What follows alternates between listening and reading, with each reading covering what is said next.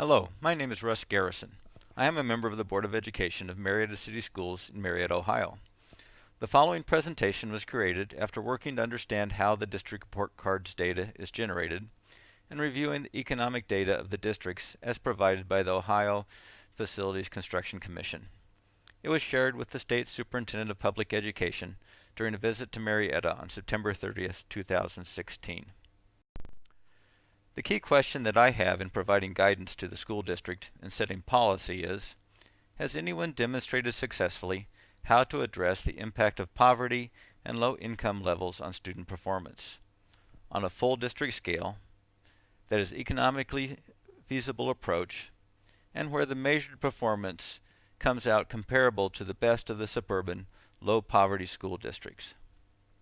So why is the question important when we're looking at the district report cards? It is important because the most reliable predictor of report card performance is the economic status of the school district, namely the median income of the district and the student poverty levels. Here is a graph that demonstrates the impact.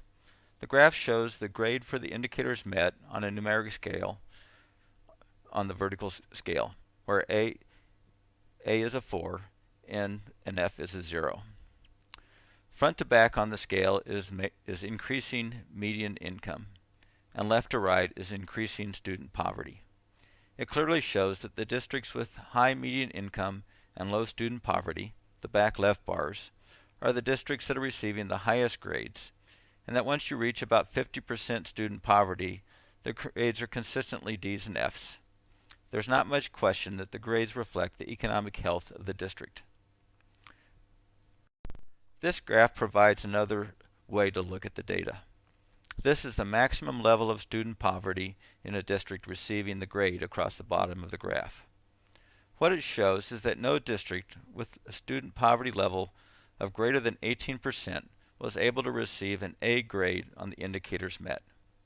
For perspective, 83% of the school districts in Ohio have student poverty levels above 18%. No district with a poverty level above about 26% was able to get a B, and no district with a student with poverty level above 38% was able to get a C. Marietta City Schools, which is included in the small city low poverty typology group, has a 47% student poverty level. If we look at a composite grade of all the categories on the report card instead of just the indicators met grade, the same relationship is demonstrated. The Ohio Department of Education puts out a guide to the 2016 Ohio School Report Cards. These are some of the quotes from the first few pages of the guide. Ohio School Report Cards provide families, educators, and the community with the information they need to fully understand how the students in their schools are performing. The report cards give Ohioans a look at how their local schools and districts are performing in 6 key areas that focus on the needs of all students as we prepare them for success in higher education, careers, and life. And we have high expectations and a strong commitment to high academic achievement for students of every background, culture, and income level. And we recognize that Ohio's assessment system is in transition, so the results on the report cards should be viewed in that context. Let's take a closer look at the impact of the underlying economics on the report card performance.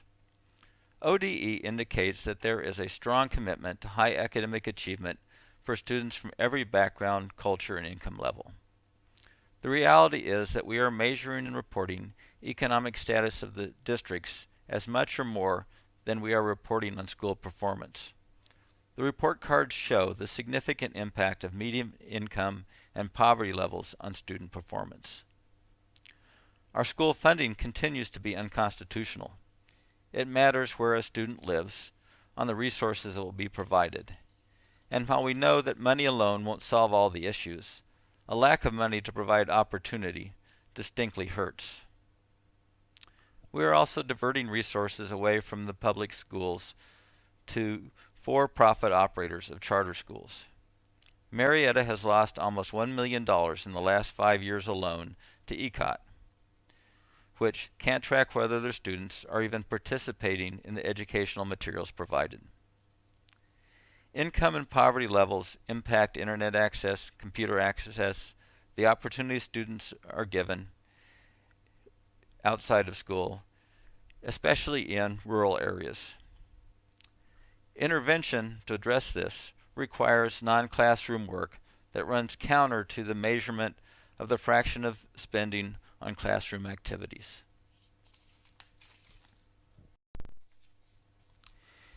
Here is a comparison of the Marietta City Schools and the Upper Arlington Schools, a large suburban, low-poverty school district. The spending per student in Upper Arlington is about $13,000 per student, compared to $8,300 in Marietta. The non-classroom spending is very close to the same, because the basics of running the district with all of the state and federal requirements and transportation of students is pretty consistent. Upper Arlington has a median income of almost $60,000 compared to Marietta at about $27,500. Student poverty level for Marietta is 47% compared to only 1% in Upper Arlington. The property valuation per student is about double in Upper Arlington compared to Marietta. The key thing to understand about the economics is that Marietta spending on students is higher as a fraction of the property evaluation and of the median income than Upper Arlington. The argument that Upper Arlington is just willing to spend more on their schools is a false argument. Marietta is willing to spend more of their base earnings. It just doesn't go as far. Perhaps the biggest problem with the ODE view that the report cards give Ohioans a look at how their local schools and districts are performing is how we are hiding some of the shining stars in the state.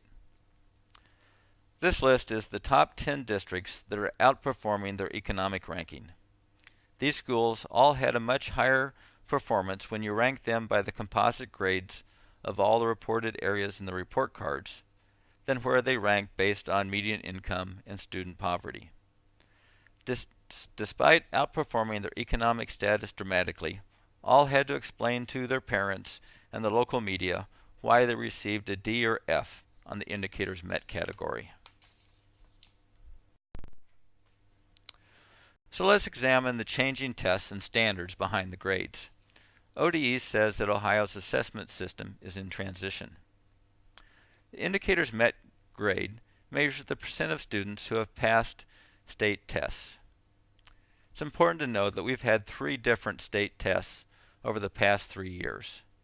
We are purposely changing the tests and the standards to make them more difficult. We're moving 3rd grade reading testing to computer-based, both the reading and the written responses. So are we really measuring reading, or are we starting to measure keyboarding skills in the 3rd grade? The 8th grade reading test has been shown to be clearly problematic. Essentially all of the districts have dropped dramatically in the performance on the 8th grade reading test, with no change in how we are educating the students. The only comment about the changes in the guide to the 2016 report cards or on the website is the comment that the system is in transition.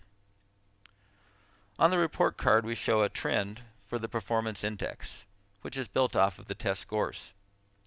Nothing on the report card itself explains the drop in performance index trend that is being related to changes in the testing and the achievement level standards, clearly leaving the impression that it is a drop in the quality of the education being provided. No asterisk that there was a new test, nothing. When challenged by a newspaper, a spokesman for ODE indicated that the 2015-2016 grades should be considered a baseline for future year comparison, but we continue to show trend graphs in the report card. We're doing a great job of marketing ODE at the expense of the local school districts. A lot of what gets rolled into the grades is not what kind of service we are providing to the students, but rather how well we are adhering to the reporting requirements of ODE. An example of this is the gifted students measures. It measures whether you have a documented plan for the student in place, not whether they are being given opportunities to be challenged. Having advanced classes and putting kids in them, challenging them to do better, provides 0 towards the metrics without a specific written plan that the student likely would never see. This requires additional administrative work to comply, while being measured again and reported on the fraction of expenses spent on classroom activities. Let's take a look at the comparisons within the report card. The comparisons are not put into perspective, and the comparison groups are too large to be comparable. For Marietta City Schools, the classroom spending comparison group is for districts with enrollment between 2,500 and 4,999. Marietta ranks 88th of 109 in percent of funds spent in the classroom. Marietta is 85th of 109 in enrollment. Since the administrative costs are not proportional to enrollment, it is expected that the larger the enrollment, the smaller percentage spent on administrative expenses. The ranking of size is not included on the report card with the ranking of percent spent on classroom instruction. How are the readers supposed to keep the performance in context? There is a similar issue with typology groups. Typology groups are the groupings that ODE and the state used to group types of districts.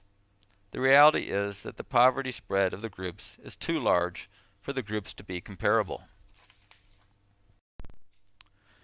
Marietta is part of Typology Group 3, small city, low poverty districts.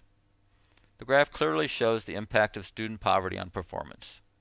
Low poverty is considered less than 50%. Marietta at 47% is barely inside the right edge of the chart. The same is true for Typology Group 6, the suburban, low poverty, high enrollment districts. There is a dramatic drop as the districts start to deal with poverty. You just are not comparable with as little as 20% student poverty compared to the districts with 0 to 10%. To wrap up, what do we need from our state leaders in ODE, the legislature, and the governor's office? We need them to walk the talk. They say the report cards give Ohioans a look at how their local schools and districts are performing. We need them to factor the district's economic status into the school and district grading, so school performance is recognized and measured. They say there is a strong commitment to high academic achievement for students from every background, culture, and income level.